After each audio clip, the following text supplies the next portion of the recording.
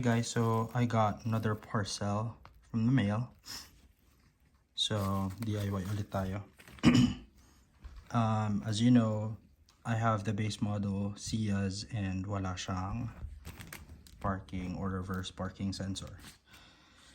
So bumili ako. Here it is. So apat siya, which is correct. This one has a monitor. So ito yung monitor niya. It's an indicator kung saan malapit yung tatamaan mo, sa left ba or sa right. So I'm planning to install this myself. May diagram naman siya, which is this. Pretty easy, pero medyo nakakatakot to kasi it will require drilling sa rear bumper. It has this as well. So dahil nakapag-install na ako ng reverse camera, medyo easy na to. Yung drilling lang yung medyo nakakatakot. So let's do this. Sa mga gagawa nito, I want you to know na tinanggal ko to. Yan. From here. And I was thinking na makikita ko na agad yung likod ng bumper or rear bumper, pero wala. So it means na this will require us removing this para sa wiring management. So yeah, we'll see what will happen. Hindi ko alam kung saan ko siya papadaanan, pero I'll let you know. Okay, so it took me longer than expected to measure kung saan ilalagay yung markers. So gumamit ako ng masking tape to mark it. Total is 27 inches papunta sa mid, tapos 27 inches din papunta doon sa kabilang side.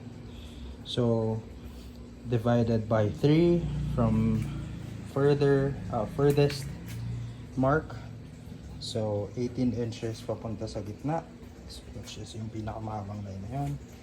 Tapos 18 inch, tapos 18 inch, or 18 inches rather. So midpoint is 9 inches papunta dito, 9 inches papunta dito. Kung mapapansin nyo, mas mataas yung nasa side compared sa nasa gitna dahil kinuha ko yung gitnang vertical, which is I think 9 inches. So 4.5 yung gitna, that's why nagkamot ako dito. 4.5, 4.5. Dito naman is 4 inches yung lapad nito. So 2 inches, tapos sa kabila rin 2 inches. Yan, so magdidrill na tayo. Wish me luck.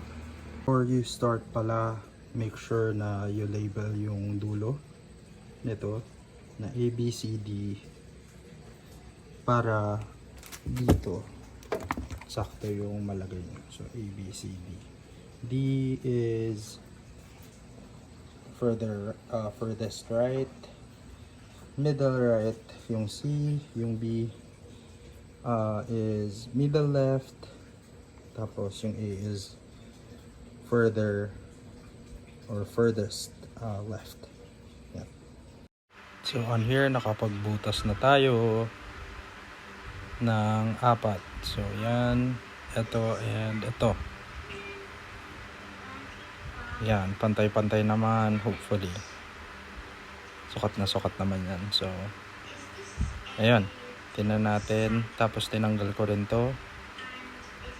May nakita ako na butas, so hindi ko na tinanggal yung bumper. Yan yung butas. Diyan natin ilulusot yung mga cords later. So yan, hindi na tayo mahirapan.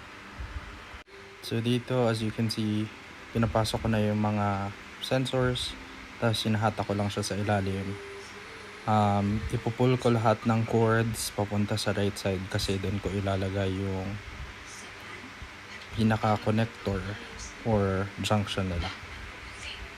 So dito pala, make sure na yung up is pointing upwards pagka in-install nyo na siya. Yan. Kasi pag hindi, magkakaroon ng issue yung sensors mo. So, yan.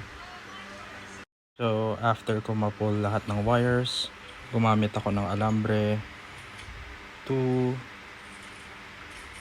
pull all of those wires papasok dun sa butas kasi mahirap siya dukutin sa ilalim. Sobrang sikip. So, yan. Management, this is what I did.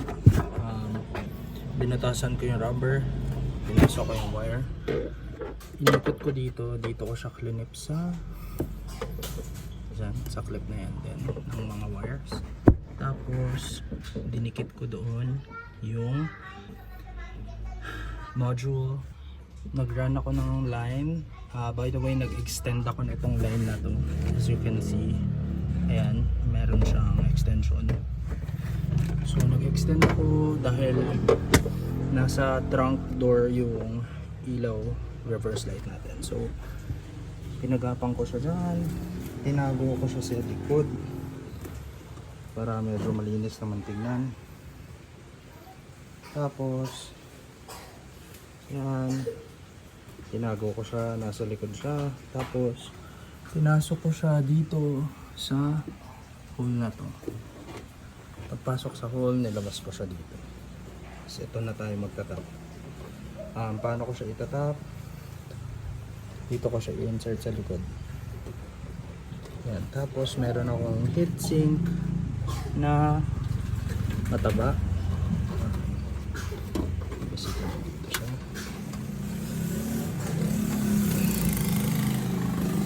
Ayan. So may heatsink ako na mataba. Yun yung papakabitin ko. Or magte-tape ako. Depende kung anong mag-work. So yan yung wiring.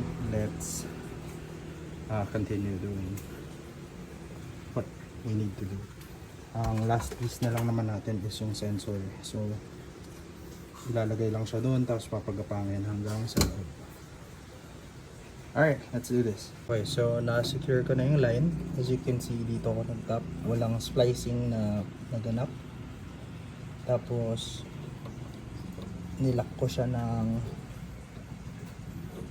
zip tie para hindi mabunot. Kinanek ko siya sa dito. Hindi na ako nag shrink tube kasi maliit yung shrink tube na nabili ko. So ayan, so this is how it looks. Again, dumaan siya dito sa hole para malinis, tapos dito, tapos pababa dito, papunta dun sa likod. Tapos pinasok ko siya dun, tapos ayan siya. Ayan. Tapos dito yung mga wire ng sensors. Tapos binutasan ko yung rubber na yun. Then yun. Tapos na tayo dito sa face na to. Ito yung itsura niya. Mas mababa yung nasa gitna kasi ito yung pinaka furthest ng bumper. Dito naman sa pinaka gilid ko nilagay para ma-sense niya. So again, ang sukat nito is 18 inches, 18 inches, 18 inches ang pagitan nito. So yan. Balik ko lang to lahat, tapos let's go to yung front na sensor. So since tapos na natin i-install yung nasa likod, dito naman tayo ngayon. Papadaanan ko ulit siya sa likod ng seat, paakyat dito papunta sa harap ng sasakyan. So tanggalin lang natin to. Madali lang yon, iangat nyo lang to, tapos pag naangat nyo na to, matatanggal nyo siya. Lagay nyo lang sa gilid. Tapos may dalawang 10 na bolt. Tanggalin nyo lang, matatanggal nyo na to para mahugot nyo yung wire papunta dito sa loob. So yan, let's do that. So while I'm doing this, please know na base model CS yung gamit ko. So kulang siya sa safety feature kaya ginagawa ko to. Ngayon, ito na yung sensor or monitor na ilalagay natin. Make sure na ilagay nyo siya sa or alam nyo na kung saan nyo siya ilalagay. Kung dito nyo siya ilalagay, make sure na nasa kanan yung wiring nyo. Kasi it wouldn't make sense kung sa kaliwa tapos sa kanan yung wiring nyo, diba? Maraming papadaaning wire sa ilalim ng dashboard, so mahihirapan pa kayo. So yun, make sure lang na alam nyo na kung saan nyo siya ilalagay bago nyo i-install yung sensors. Ako dito ko siya ilalagay, kaya sa kanan ko na lang pinadaan yung mga wiring. Kasi yung reverse camera natin, sa left side ko siya nilagay. So magiging crowded yung left, kaya yan, sa right side na lang ako kumuha ng reverse wiring. While you're watching this, I'm sure na gusto nyo rin itong gawin sa kotse nyo, especially old cars or base model unit ng Ciaz. Yun, madali lang to. I'm not a technician, so kayang-kaya. Ayan, so nakabit ko na siya dito. So pag umatras kayo, you're looking at this. Meron akong reverse camera na naka-install dito, pero yun, pag umatras kayo, you're definitely gonna be looking at this. Kaya dito ko siya nilagay para makita mo kung sa right or sa left ka ba malapit sa babanggaan mo. So regarding the wires, same as sa mga nag-i-install ng dashcam, ilalagay ko lang siya dito. Tapos papaikutin ko siya dun hanggang sa likod. So yan, gawin na natin.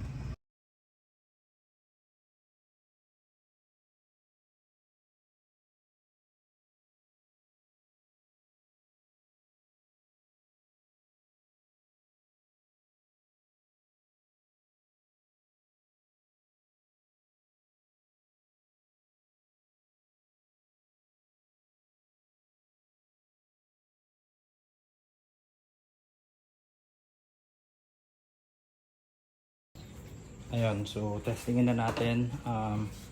Maglagay tayo ng something sa middle sensor, tapos i-reverse natin yung sasakyan. Tingnan natin kung, so as you can see, hindi siya nag-on, pero kapag ka nag-reverse ka, ayan, nakikita niya yung gitna at saka yung gilid, gitna and gilid. Let's see kung accurate. So gitna, which is sensor C, and then gilid, which is itong sensor D. Okay, tapos na. That's it. Hopefully nakatulong to. Ito yung medyo nakakatakot na DIY ko dahil kailangan ng drilling, pero again, as I mentioned, hindi ako professional installer ng accessories, pero nakaya ko, so definitely kaya nyo rin. Yan lang. Thanks.